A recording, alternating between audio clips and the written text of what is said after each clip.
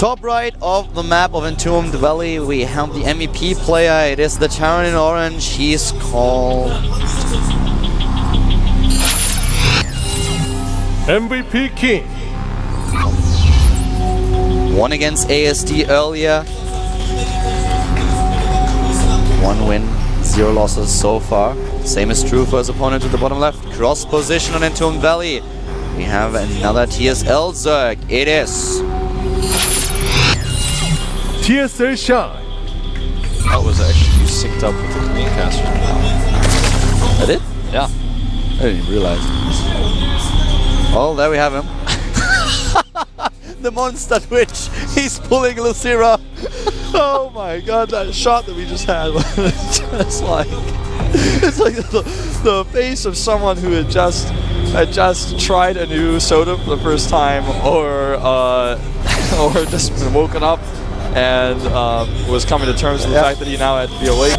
That was such an interesting shot that we had there of Shine. By the way, what's also pretty interesting is his opening. He is not going for a 15 hatch, he's going straight into a pool. Yeah. At 14. And Keen is going for a command center first, which is odd. You know, I figured that he would be going for a more aggressive strategy because Shine is really good at CVT, and he's practicing for mostly Terrans. So I didn't think he was going to want to play the late game here. Yeah, following up on your point, talking about his CVT, the last Terran player that he lost against in a GSL or GSTL match was in the last Code A season when he played against his own teammate, against Paul. Since then, he was able to win against Maru, he was able to win against Alive, he took down Last, he won against C at the Iron Squid qualifier, and in the same tournament he won against Jakji.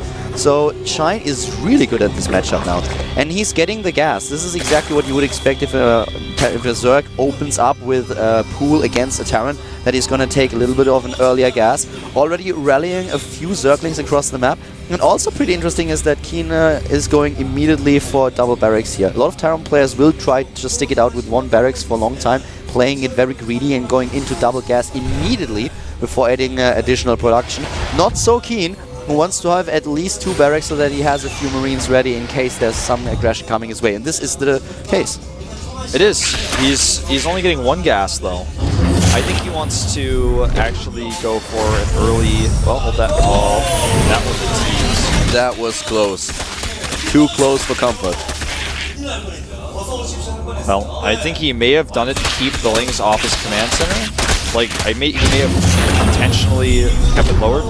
It's not something I can say for 100% certainty, but if so, that was really cool by him. Either way, the Lings now force the command center to lift for a few more seconds. That's exactly what Shine wants to accomplish. Oh, and he denies the scouting information. That is really good. No idea that there is a gas. Keen, that is. He doesn't know. So now he has the orbital on the low ground once again. He is on 2 bases. Looking at the harvester count, we have 25 against 20 workers in favor of Shine. Speed is being started, and we don't have him getting gas anymore. He pulled out every single drone, doesn't even leave a single one. It's going to be interesting to see how exactly he's going to play this. Will he start his 3rd base soon? If so, he needs to take down the rocks. He needs to be prepared.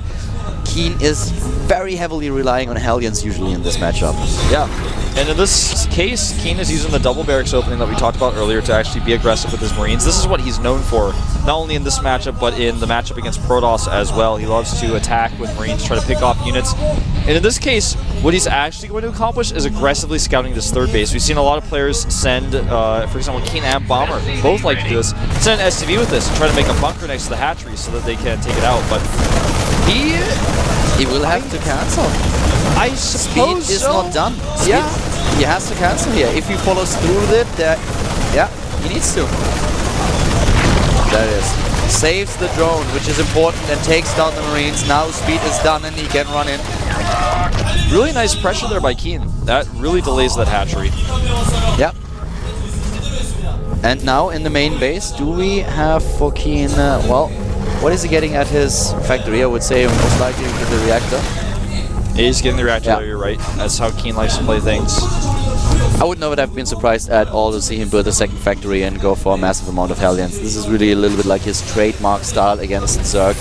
It's also what cost him the last Up&Down matches. He was just way too predictable. I completely agree.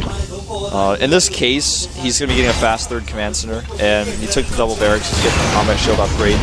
But in the past, he has shown a lot of double Hellion builds, Hellions with Marauders, just simply Hellions only. I did once see him in a Hellion suit. What? I saw him in a Hellion suit once. Okay. He probably doesn't want anyone to know about that, but... Baneling that's coming up here now, as he knows that he is a little bit vulnerable to an attack with Hellions, Marines, and potentially even 1 or 2 siege tanks, depending on what he wanted to do.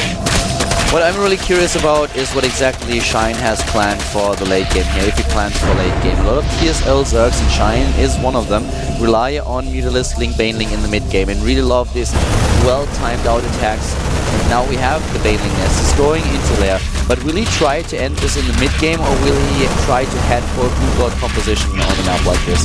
You can also play Ultralisks here, it always depends on where you engage your opponent, but most Zerg players really love to go for a strategy that evolves around the Broodlords. Even though it's a little bit more immobile army, it's just so tough for a Terran player to deal with it. That's something that we see over and over again. If you don't control your Vikings well and split them, then Infestor Broodlord is gonna be your downfall. Yeah. I think that, you know, hold that thought. I thought these things might actually be suicidal for a second. If you have... Their links, no limits. If you have the Broodlord composition on this map specifically, you can very easily go through these pits, but if you don't control the map and if you don't have a good amount of crease spread, if you have to retreat for any reason, your Broodlords are going to die to Marines because there's no way to actually hide them or keep them safe. Minus those 2 pits and the high ground expansions. That's the only place where you can hide them on this map. Everything else is just exposed ground. And this is one of those move-outs I was talking about, with Keen moving out with Marines and Hellions. That's why he needs these Banelings. He's morphing right now. I'm just happy that he doesn't commit to this. We've seen him and other Talon players die so often with a Hellion and Marine attack that try to engage. But now he has the Hellions in the base, and I said it earlier, it's not Keen if he doesn't build a certain amount of Hellions. There he is, and trying to position himself well between the mineral patches, taking down Harvesters and Zerglings. 6 workers killed and a few Lings. Wasn't too bad. Not the best trade, but he would definitely push Shine back a little bit. Same will happen to Keen here, though. He has to pull his SCVs away from the Lings. Much easier to defend against a Ling run by, though, than a Hellion one. Yeah. Banelings are walking all the way across the map now, and he's about to have speed. It looks like he wants to try to sneak into that third base location with a big Baneling attack, but there's already a siege tank out. He's got a second wall. I'm not so sure how effective this could be. Yeah, it's a little bit scary now. And I mean more for Shine than for Keen because of the siege tank that you mentioned. He's even got a bunker as part of that wall. Yeah, he's going to go back. He's not committing to this. He can't. He's gonna lose too much if he really wants to pull this off. This is so strange, actually, that he's out there like that. Burrow isn't done. If Burrow was done, I would feel like he's going to split his Banelings and trying to set a few traps, but without the upgrade, he cannot really pull it off. So he's moving back, and this is the better choice, in my opinion. We have 11 Zerglings now, drones on the way, and also +2/+2. Keen is moving out with his army, and he has a decent army supply. He has 66 against roughly 40. But he does not have a lot of siege tanks with this army, so if he fights on creep with only Marines, 2 siege tanks are not going to be enough. No, they're definitely not. Your Overlords go down here. Oh, nice. Supply blocking Shine. That's important. That's really good. Keen gets bungled twice, and he doesn't have too many siege tanks here. Oh, he's actually going to be attacked from the back. No. The Marines, nearly all of them are gone. He's trying to dart in to take down the Infestors, but Shine is now reproducing units, and he can't save this base. The siege tank is way far back. Nice pickups here. This is what happens, though, when you don't have Mutalisks.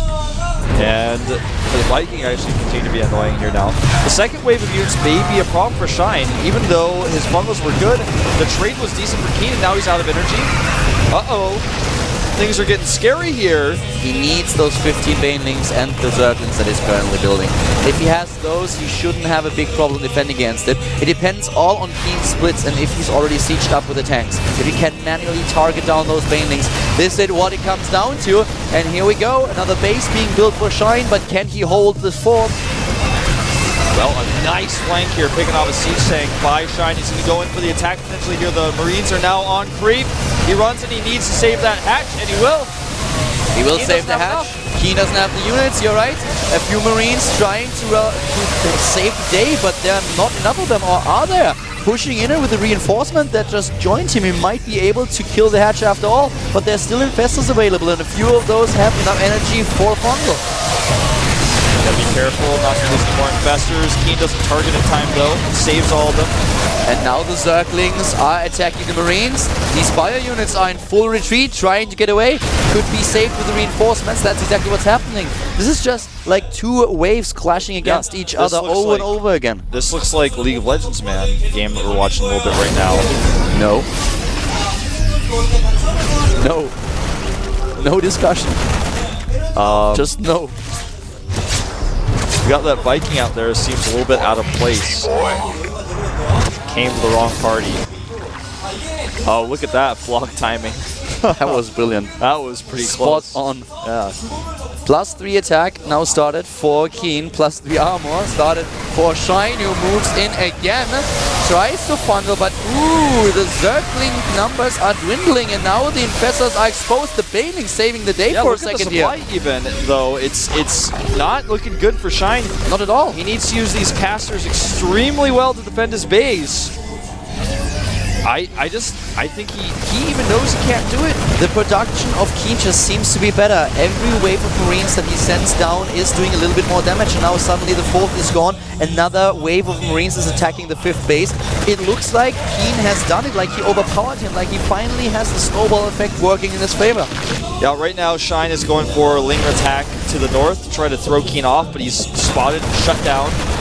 Loses the base at the bottom right, and now he's stuck on 3 bases against Keen, who has landed his 4th. He's making a planetary.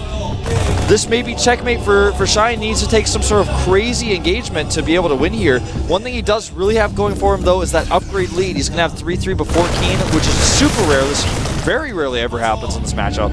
The supply lead that we have for Keen now is completely overwhelming. Even with the Broodlords that he starts to build, I feel it's not going to be enough to hold. The problem for Shine is really that he's so far behind in economy. We have Keen even building 2 additional command centers right now, and if he is able to do something about these infestors, then it's literally over. Ghost would help him so much right now. With the bio-heavy force, 1 or 2 Ghosts in this army with decent EMPs would really help him. He doesn't really rely on them though. If he continues playing like this, he will be able to force Shine into submission. Ghost Academy. There it is. I love it. I really love it. This is something that Gumiho has shown us, and so few Terran players do it because they are afraid that if they overproduce Ghosts, they will lose to a tech transition of Zerg players. But if you only add 1 or 2 and then you get 2 with MPs off, you can make sure that these infestors just don't do anything. And another drop in the base, not too important, but he forces the Zerg units out of position. And then, while they're out of position, he takes out the creep. He's coming into the natural. Looks like he's going to wait a little bit longer. He may go for the 3rd base instead. He can basically go for what he wants. He splits against the infestors. Small groups of Marines out in front. I think this may be it for Shine. He's got just 2 Broodlords poking away, but the rest of the army is untouched. It's only infestors, Wolf. Only infestors, and without energy, they are not helpful here. He's dropping in supply down to 140. Look at the bank for Keen. He has so much money. He could rebuild his army in an instant if he had enough barracks.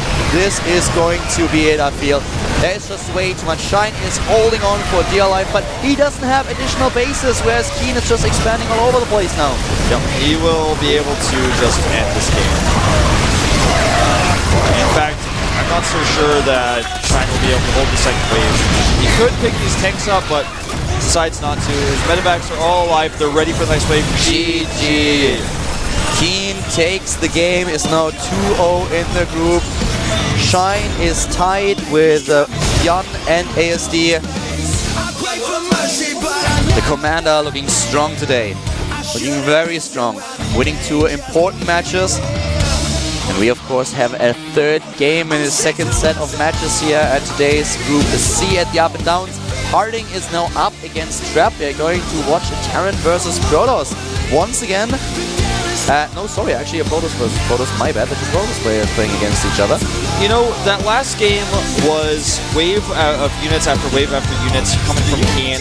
Very SC Foyu style. And I'm trying not to make League of Legends jokes when like SC left to Starcraft and join League of Legends today. Well, he's welcome to it, but this is Starcraft. But it's actually so funny, when I heard about that, I was like, well, the style that SC played was like very much so MOBA. But anyways, when you do that and eventually you run out of Infestor energy, you're in trouble. You can't stop the waves anymore, you can't slow them down, you can't fungal them.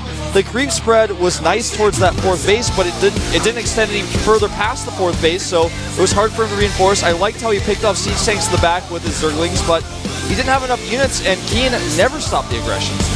Keen was going at it, and he, as you already said, he never really stopped. He sent wave after wave over to his opponent, and Shine did a good job at first. He really tried to just push back, but at some point, Keen overwhelmed him, and then the momentum was going in his favor. He was able to push him back, take down the 4th base, take down the 5th base, and when Shine was only on 3 bases and started to run out of mineral patches, it became more difficult for him to hold against all this aggression from Keen. Now we're heading into the match on Abyssal City though. Trap is up against Parting. Trap losing early on against Shine has now to deal with Parting, who was also not successful in his first game. So Parting and Trap, for both of them, there's a lot on the line. If you fall behind with 2 losses in the group, not a single win, then it is... Then basically you have to win everything else and hope that other things go your way in a tiebreaker situation. And yeah, you have... comparison. Yeah, exactly. After you are down 2 mega games, you have to really play very, very well after that. Play an excellent amount of matches, so whatever. Let's just jump into the game. Abyssal City, we're going to find out who's going to come out with a 1-1 score and who's falling behind in the group. Trap up against Parting with the Protoss versus Protoss here at GSL Up and Down.